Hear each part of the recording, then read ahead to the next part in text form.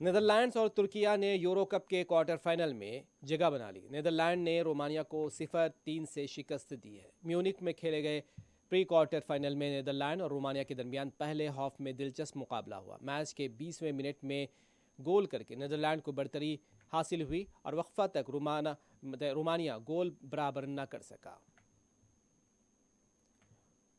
दूसरे हाफ में भी रोमानिया ने बेहतर खेल पेश किया है, लेकिन 83वें मिनट में नीदरलैंड की जानिब से दूसरा गोल किया गया और अपनी टीम को खिलाड़ी ने फतेह दिलाई।